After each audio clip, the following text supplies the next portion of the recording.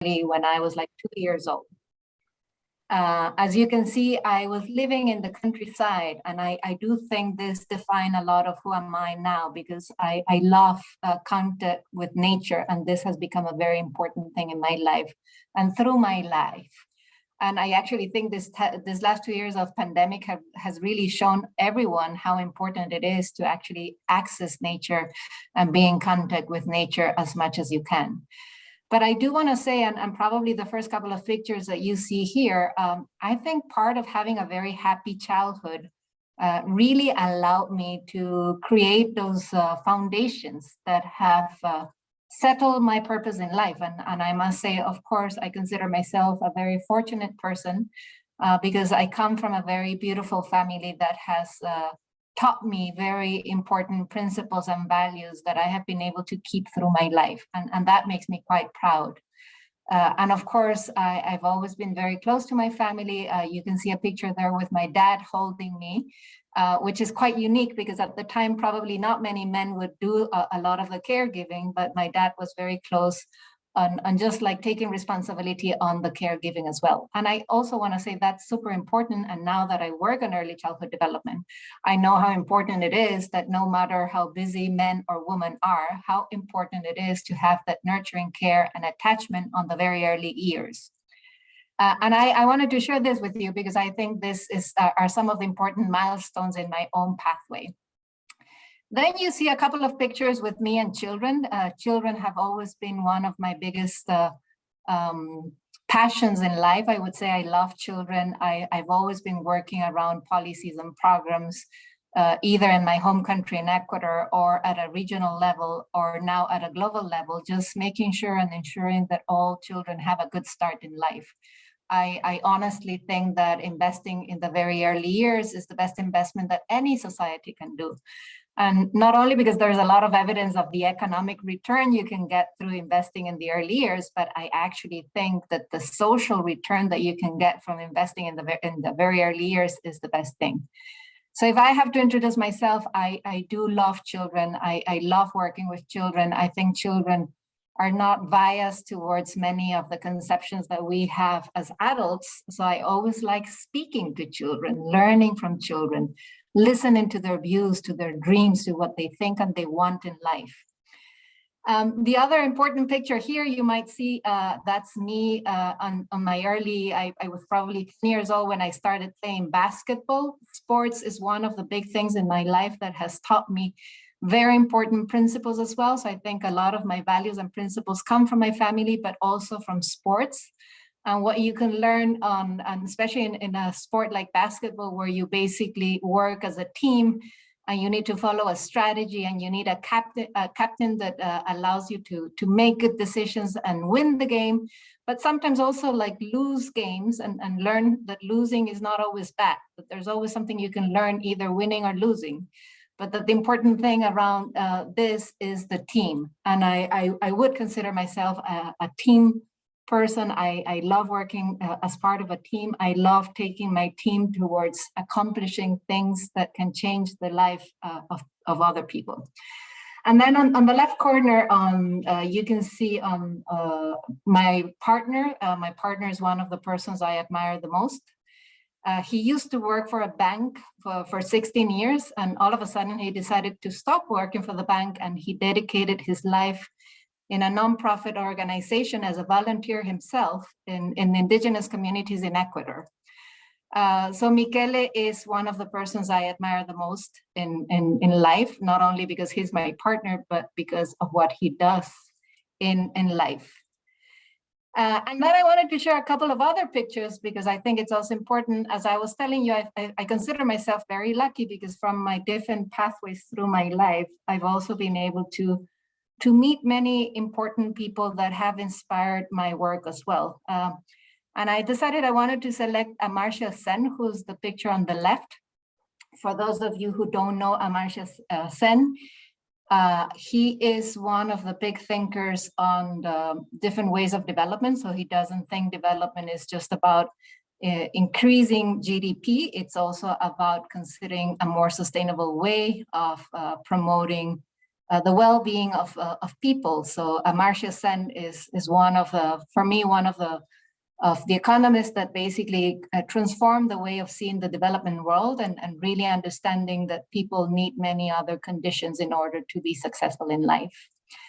The other picture I decided to use here is if you can see the picture on top, it's me pointing to my home country, which is Ecuador, and just this idea of having the South as my North. And I do want to say this as a very important thing, because the fact that I come from Ecuador has always allowed me to really value where I come from. So I hold strongly to my roots, but I always like to see the South also as an inspiration to learn more and to understand that there's this gaps between the North and the South, but I do want to keep the South as my North, because I do want to make sure that whatever I do in my life will always contribute to improve the conditions in the South. It's funny that Atul used the example of one of my biggest achievements on policy was actually allowing household women to access Social Security. This was one of the big reforms that I did. So the picture on your right of me speaking on an open space is basically when we approved this law, which I feel very proud of having done as a contribution to more equity in my country. As in many other countries, women usually cannot access Social Security. And this, of course, represents that at some point in life, women do not have access to a pension or access to other contingencies that should protect them, especially on their elderly years. And for me, of course, this is a big concern because one of my biggest constituencies are women. And I want to make sure that whatever I do can also benefit women. Biking, again, I believe in active mobility. So I try to walk the talk. I don't have a car. I don't own a car. I move myself on my bike. Of course, now that I live in the Netherlands, it's like paradise because it's very easy to move on your bike in the Netherlands. But also when I'm in Quito in Ecuador, in my home country, I move on my bike. And now that I travel a lot around the world, I try to motivate my team to also use a bike. So I've biked in Pune, in Udaipur in India, I've biked in Turkey, in Istanbul, I've biked in any country that we work in, just because I think you also need to lead with example and not only say what's good to do, but actually do what you think it's good. Of course, I have very specific goals at this moment. I believe on the work that we can do at a city level. So you can see that picture of me kind of showing two very important sustainable goals, which I strongly believe we should hold to, because I think there's a lot of gaps on the life that people are living in different cities around the world. So my purpose at the moment is really trying to focus a lot of my work at a city level, understanding the different inequalities that we have in cities, and how improving the conditions in the urban development and the urban design can actually improve the conditions of health and well-being in people. So for me, this is something new that I'm very curious to develop, because I think there needs to be a more holistic perspective on how we combine urban development and design to the health and well-being of people. And finally, the last picture on your right is with Jose Mujica, Pepe Mujica. Many of you might not know Mujica, but Mujica is one of the most inspiring philosophers and politicians. He's from Uruguay, and he has a very progressive way of seeing politics in a very philosophical way. Just to finish, a couple of pictures that have some funny stories. Mountains are my happy place. So I thought about like putting some mountains there, because that's definitely what I believe it's one of the spaces that allows me to reflect a lot about different things in my life, about what I want to do in my life. So whenever I need some time to kind of like read myself inside of me, I just leave and go into the mountains, because I think that's my happy place. But it's my happy place because it allows me to kind of reflect on myself. The other pictures here, there's one on the right, that was the president of Ecuador, Rafael Correa, that I had the privilege to work with, and President Santos from Colombia.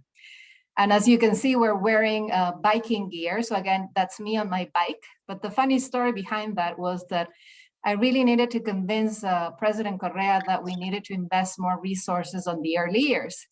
And I knew that President Santos was quite supportive of the early years. So what I did is I went on this bike ride with them, and I started talking to President Santos, and all of a sudden we were passing by one of our daycare services. And I told him, listen, I'm very proud of the policy that Colombia has. I wish we could do something similar in Ecuador. And he immediately got engaged, and he asked to stop.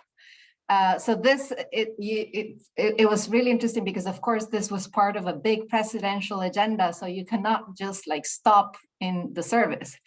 But it was interesting because at that point, the president actually wanted to stop. So we just stopped and walked into the service and share some time with the children there.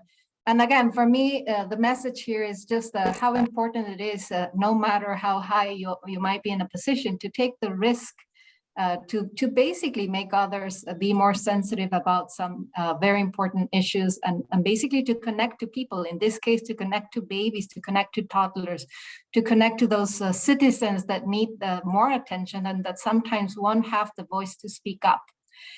I also decided to put that picture of me biking with, you probably don't even see me, that's me with a white jacket. But what's funny about this picture, if you see, all the other people biking here are men. So this is me also, again, from a gender perspective, trying to challenge my own limits and just go with whatever I have to go. And this, of course, sometimes means challenging myself in being in very uncomfortable situations, but just to make the point that me as a woman, I can also do things as far as I believe I can. Yeah, and then we have I have a picture with Patch Adams. I had the opportunity to meet him through my work. Patch Adams is also very inspiring people, and what I wanted to say about this picture is I believe in this power of healing with love. Patch Adams, actually, we went to visit this hospital, and the way that he approached children was just amazing. He was so sensitive to just feeling and connecting with people that it made me realize that the power of love can heal anything. Then it's me after an Ironman running out of the water, just again trying to beat that other guy next to me. But I think it's a funny picture just showing how I can always challenge myself to the limits. And then the final picture is Michelle Bachelet. She's one of my favorite persons. She's a former president of Chile for 2 periods. She was also the first Minister of Defense in Latin America, in Chile, which is a country that, of course, had a long dictatorship. So becoming a female Minister of Defense was quite a big issue at the time. The one reason I selected Michelle Bachelet as one of my favorite people to just kind of introduce myself, so you get a sense of who are the people I admire. It's because I think Michelle Bachelet has also shown others different ways of doing politics. And I think this is also very important. And to your point, Atul, on leadership and humanity, I think Michelle Bachelet is the kind of woman that has always kept her feminism in a way that she can also show this care and sensitivity towards others, but also doing very hard decisions and making big changes, but without losing that very sensitive way of being a woman, which I think it's very important. It's sometimes I feel that women that need to lead sometimes become very tough and aggressive because they need to compete with this very tough world. But I believe in the power of keeping this passion and sensitivity towards others, and also that being very feminine is also a way to lead with a different way of caring towards others. But that's a lot of information, a lot of pictures, but that was an easy way for me to kind of take you through my life with some pictures that I thought could be a fun way to do it. Well, awesome. And Cecilia, every time, by the way, I listen to this story, it just inspires you. That's what I was trying to share earlier. It inspires you to do more. I think your purpose is basically what steers you to write your story, how your life story should go. And I can tell you, in your life, a short life so far, you've packed a lot of inspiration. by making those choices and stretching your own boundaries and creating actual impact on the lives of people around you. So really want to call that out. Another thing which stuck out for me as you were talking about is this very simple statement you made, that not only you do stuff which is good to do, but do stuff which is actually good so that it can create impact on people around you. Very inspirational. I also want to add that a lot of us have purpose and we want to follow and chase that purpose, but we don't put enough ambition behind it to make it a mission of our lives. And probably we don't even invest resources and energy to make things happen. And I think in your case, in your story, really stands out. What stands out for me is you're not only you have a clear purpose of what you want to do, but you are investing behind that purpose to make things happen around you, which is creating so much positivity in every space you've worked in. So thanks very much for sharing your story. Now I have a few questions and I want to engage you in a conversation. And before I do that, I want to invite our guests to put your questions for Cecilia in the dialogue box. So Divya from Leadership at Humanity team will continue to monitor those questions and we will bring those up for Cecilia as we go along. So maybe I'll start, Cecilia, with the first question, which comes to my mind is you made some bold choices in life. I think actually to start with, leaving your country, leaving your comfort zone and stretching and putting yourself in situations which would stretch you or which are not expected as you would like to see those. Tell me what influenced those choices in your life. Thank you, Atul.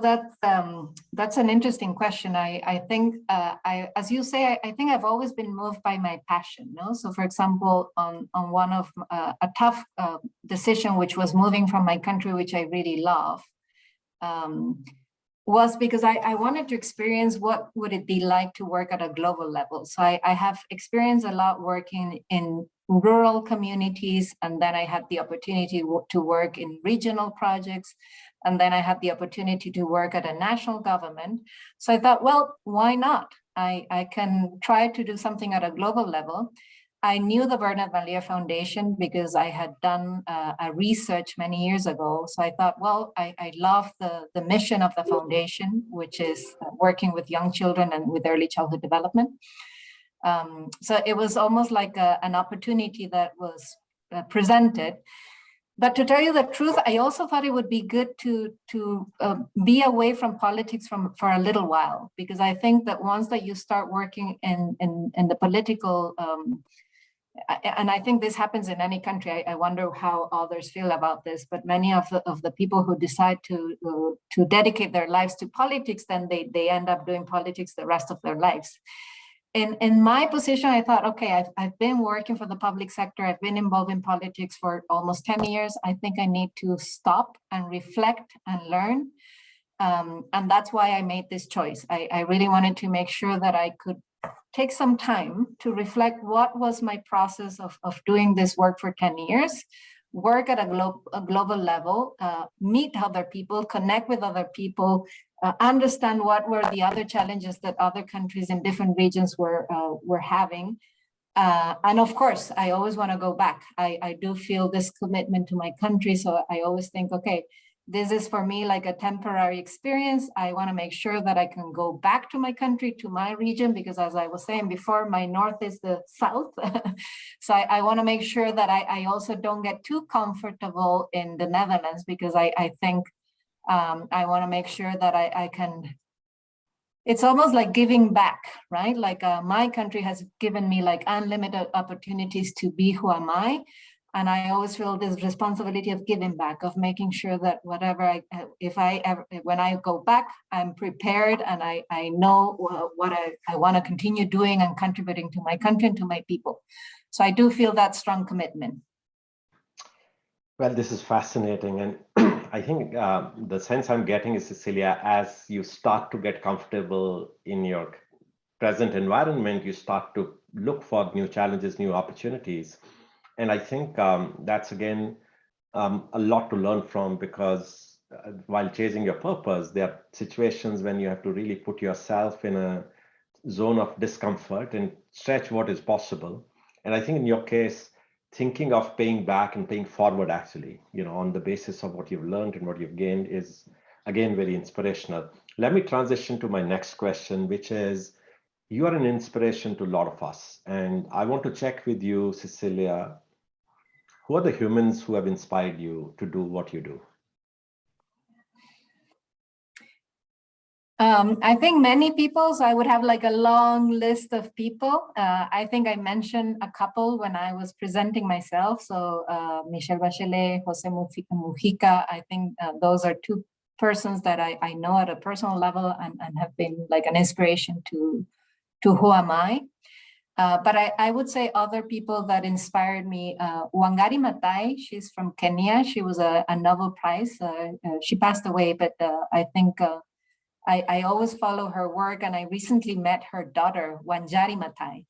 And this Kenyan woman started protecting the forest in Kenya many years ago, when many of the environmental issues that we are fighting for nowadays were not necessarily the big trend at the moment.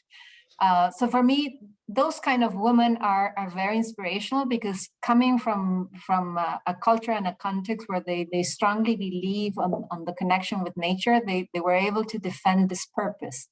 And for me, that has a lot of meaning. I think there are other people who I really admire at a personal level. Vandana Shivas is another person that has inspired a lot of my work. Amartya Sen, as I was saying. I also want to say that I sometimes very simple people that I know in my daily life. I was telling you that I've done a lot of community work in the rural areas of Ecuador. So one of my favorite people is a friend that's called Laura Santillan. She's like a yachak, which is a word that we use to call a wise person. And I really admire Laura Santillan because she's constantly questioning Western thinking. So she's constantly trying to bring the wisdom of vernacular societies in Ecuador and just saying, Cecilia, there's so much knowledge from coming from Western civilizations, but sometimes we need to remember that there's a lot of wisdom that has not been written. So for me, there's so many people, Atul, that connect me to other things, to other kind of knowledge, to other kind of expectations of what we want in life, that I can tell you that the list is is very long. But in general, I think I'm inspired with people. So I try to get the best of people, but of course, there are many people whose trajectory and pathway has really impacted me in a very positive way. That's wonderful. Thanks, Cecilia. So as you know, our mission in Leadership at Humanity is to reignite humanity in business leaders, very specifically. Tell me, in your experience, I'm sure you have interacted in your own journey with very senior business leaders. What can they do to improve the quality of life in this world? Where business leaders can contribute to improve the lives? I think we need to learn to work together. And I can tell you, both from my experience in working in government, but also in working in the philanthropic sector nowadays, I think that I see business leaders and the corporate sector as a strategic ally to transform different situations. And I honestly, when I talk about development and when I talk about promoting sustainability, I really think that when you see an ecosystem, you got to work with everybody. And of course, the corporate sector is a very strategic sector. But in order to do that, you also need to build consensus. You need to bridge divides. And for me, this is one of the most challenging things sometimes, because sometimes we can have so many different scopes, right? That if we're not able to bridge these divides, if we're not able to communicate, how can we build a social consensus around what we really want as humankind? Then it's very difficult, right? So for me, the biggest advice I would give, especially to business leaders, is you need to take some time to understand how does your mission align to a social mission that you might have in your own ecosystem. And this can be very different in every context, because every context is different and every context has different gaps and every context has different requests on what people and cultures might need. But I always think there's a responsibility, and especially from the corporate sector, on how you can contribute to really transform the system. And I'm talking about the real transformation of the system, because sometimes I see, of course, you have a lot of people or a lot of business leaders that can be devoted social actors or very generous in many different ways. But if you really want to transform the system, then you need to make sure that some of the decisions that you make from the corporate sector are aligned to this broader social purpose that a specific context might have. So I really believe in this possibility of bringing different stakeholders together on really being able to bridge divides and bring solutions that can benefit many. So it's very, very well said, Cecilia. And, having worked with a lot of these leaders very closely in last few years of my career, I think I have a connected question for you, that a lot of these leaders are kind of clear about the purpose they want to follow, which is bigger than the commercial success of the businesses they lead. But then they stumble. They start with a very positive intent, and then they get faced with challenges and pressures and get derailed. What can people do to stay on track of chasing and following their purpose, building personal mission to deliver on that purpose? Any advice? Well, it's probably just not getting used to be too comfortable. You see, like, this is the problem. Like, once that we become too comfortable, we are afraid to make any changes that can basically put us in an uncomfortable situation. And reality is that if you want to promote any of these changes, and I can imagine, I can give you an example. I remember that when I was a Minister of Social Development in Ecuador, we were trying to approve, it was a food labeling for all the processed food. And this was a huge issue with the corporate sector, because of course the corporate sector was against this kind of law and guidelines towards the processed food. But then at some point we started talking to different business leaders from the food industry, just like trying to make them understand that if we can put people first, also from the production perspective and from the food industry perspective, then we will all win, because at the end we will have a healthy society, we will have a more productive society, and this was a win-win situation for everybody. So it took us, I don't know, probably more than a year to negotiate the guidelines and the law for the food labeling.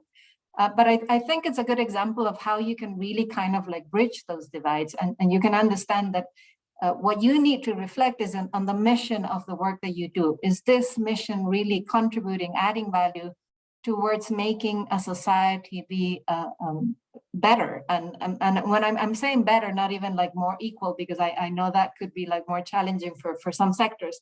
But I always think that we can add value to make things better. And I think that is something that all business leaders can keep in mind, but also understanding that the pathway is not easy, and that you need to make sure that you are fine being a little bit uncomfortable, because sometimes we just get too used to comfort.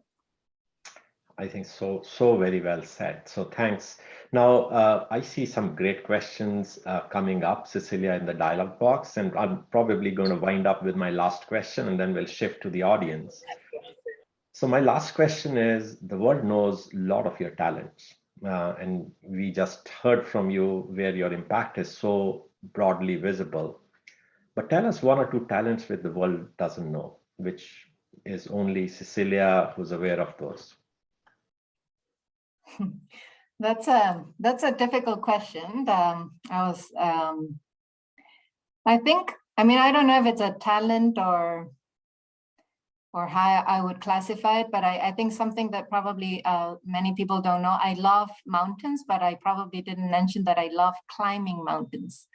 And I think I'm pretty good climbing mountains. And again, for me, this connection to myself, this connection to nature, this connection to understanding how small you can be towards the universe and nature.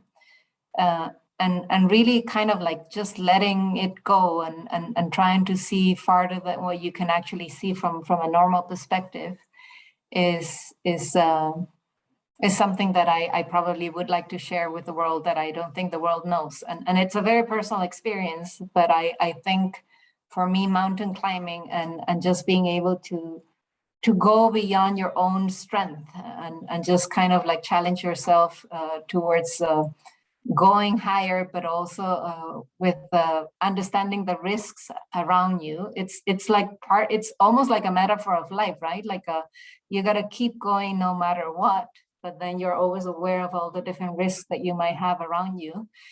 But you still got to keep going, and you still got to be able to see in an objective way to basically summit whatever you want to summit. So maybe that's I don't know if it's a skill, but it's more like a metaphor. That's wonderful. That's great.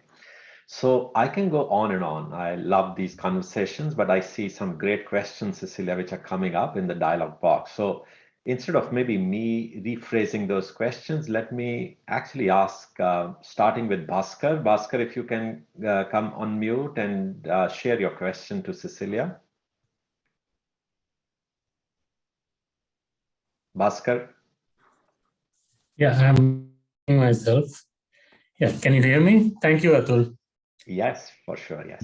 What an inspiring journey, Cecilia. My question for you is, as you transitioned from rural Ecuador to the international stage now, what are the differences, or are there any differences you find between empowerment and development at these two levels, between the villagers in Ecuador and, say, somebody in Western Europe? Oh yes, Bhaskar, many differences. I do want to say that it's for me it's been interesting, and of course a lot of cultural shocks that it takes time to understand and to embrace the differences, right? And especially coming from Latin America, from a country like Ecuador, where I'm used to the closeness of people and to the way of working. From a community perspective, to working in a society like the Dutch society that can be very structured and with a lot of rules and with a complete different perspective on how development works can be, I mean, for me, it's always like enriching how much you can learn, because we do have very different ways of seeing the world. And I can tell you, in many ways, I do feel that the work that I'm doing now, it's almost like I recently read this paper that it says there's a huge difference between accepting the diversity of cultures and accepting inclusivity in the way that we do and run our work. And the way I like to put it is I have been invited to a party, which is like experience this global experience and how to work on development issues from a global perspective. I'm still waiting to be invited to dance, which would be the most inclusive way of feeling completely part of the system.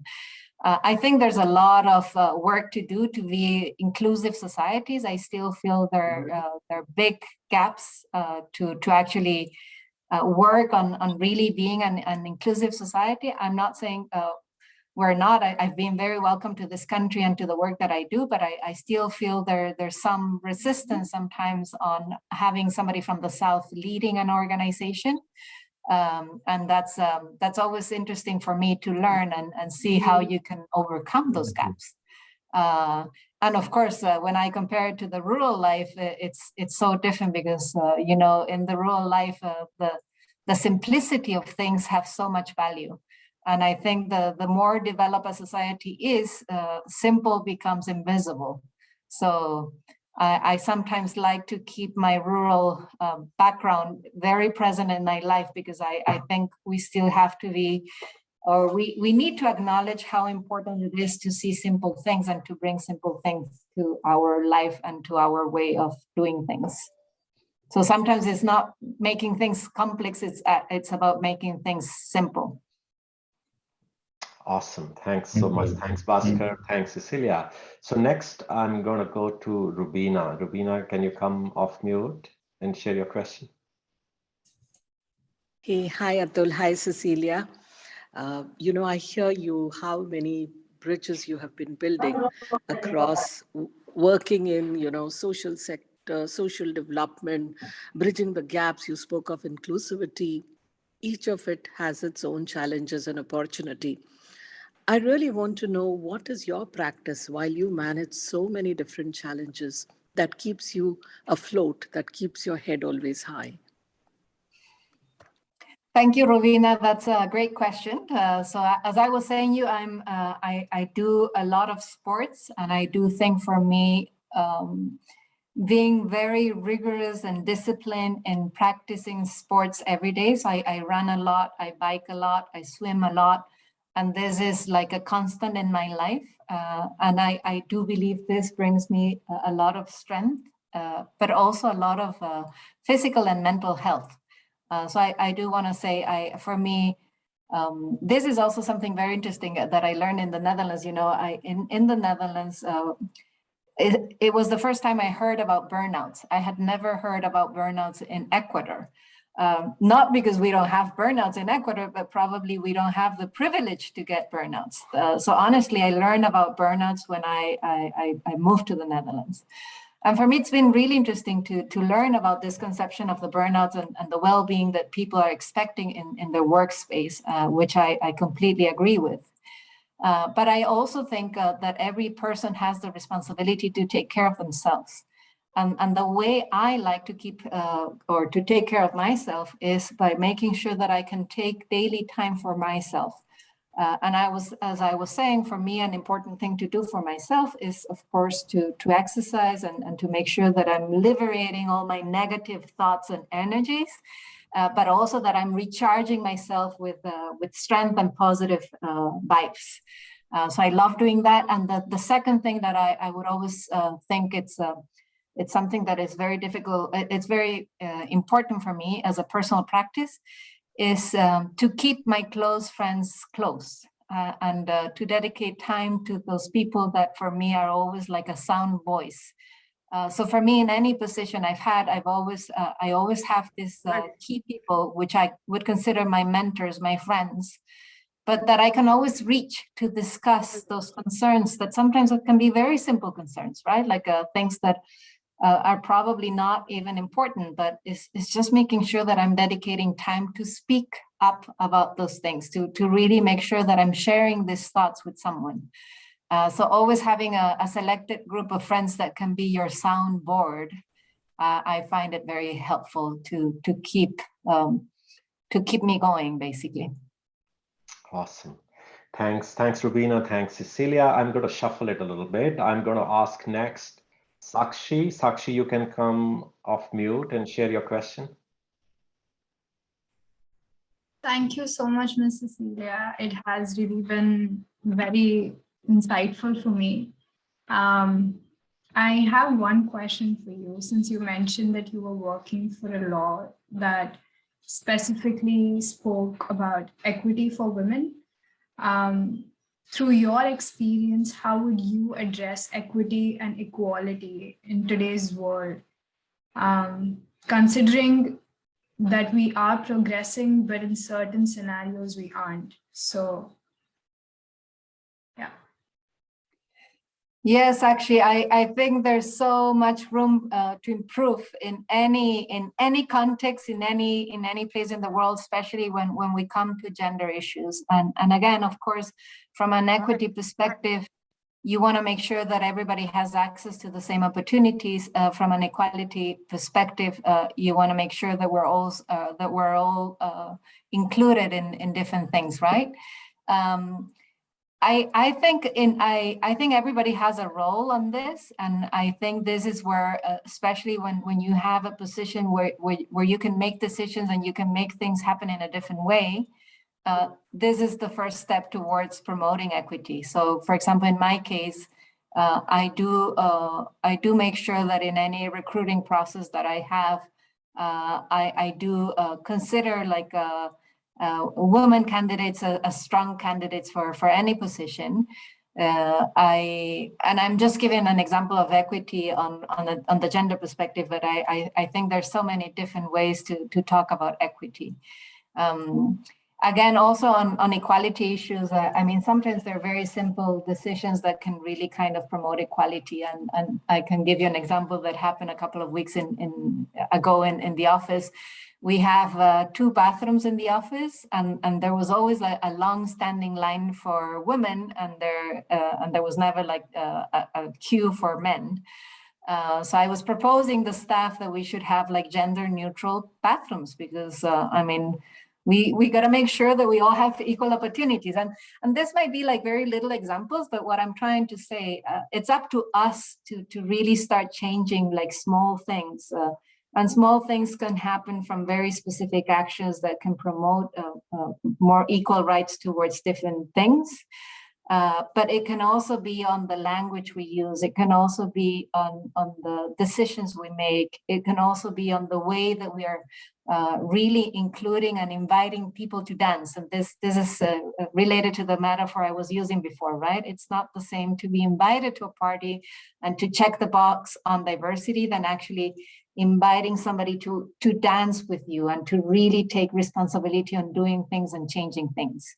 So I try, because it's not always easy, but I do try to make sure that whenever it's up to me to make any decision, I do try to enforce these concepts of equality, inclusion, equity. Awesome. Thanks so much, Cecilia. Thanks, Sakshi. Great question. Okay, I'm going to go next to my dear friend and colleague from Leadership at Humanity, Isabel. Isabel, can you come off mute? Hi, evening, everybody. Thank you so much, Atul. So, Cecilia, thank you for the introduction. It's really inspiring. And I'm collaborating with Atul on the initiative of Leadership and Humanity, and I live in Japan at the moment.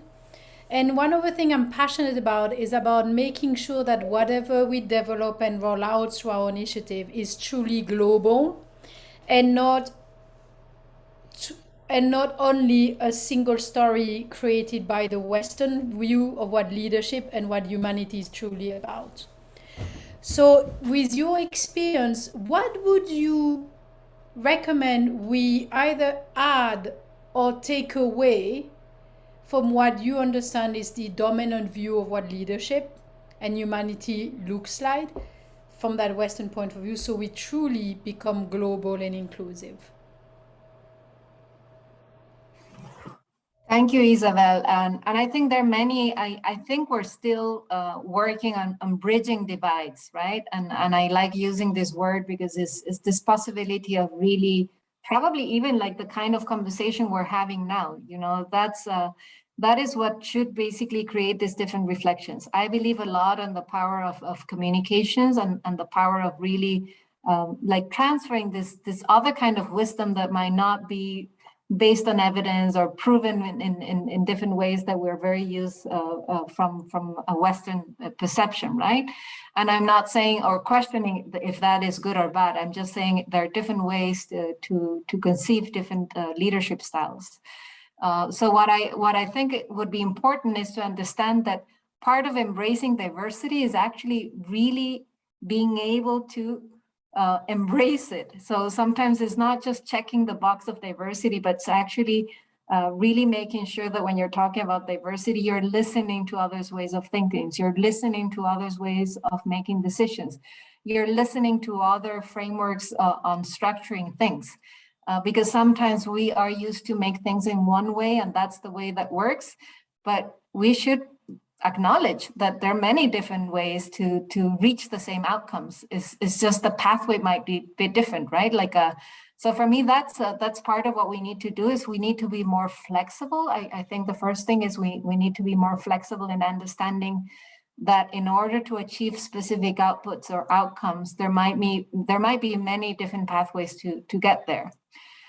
The second thing is I think we need to be much better on communications and the way that we use language and the way that we embrace diversity. I think that's a good way to being inclusive. But for me, part of acknowledging this different way of communications is, again, opening different spaces to communicate creating different safe places where people can really feel free to basically to raise their voice on different topics, and there are many different mechanisms to do that, right? Like there's not one size fits all. I think we need to test different mechanisms that can work for different people and for different cultures and for different and for a diversity of backgrounds, and we need to do more of that. I think that one of the things that we need to do more is to collect more this wisdom that is not necessarily written. And that's where I was saying I've learned a lot from very humble people that have taught me a lot based on their own traditions, based on their own wisdom, based on the very like vernacular ways of doing things. And I think there's a very strong reason why many of these traditions keep going, even though they're not written, even though they're not set in stone. And I think we should try to incorporate more of that, like just try to listen to, not so much to knowledge and proven evidence, but actually to experiences, to just real life of human beings. And sometimes I think we're so focused on doing everything based in evidence that we forget of the value of experience and life. Awesome.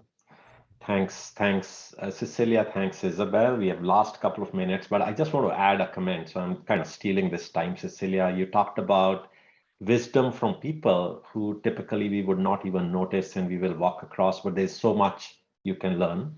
So it's a small story, but there are a couple of folks, I think also on the call, Bhavna, I know is on the call. We were in Ladakh or in Leh around 2 or 3 years back.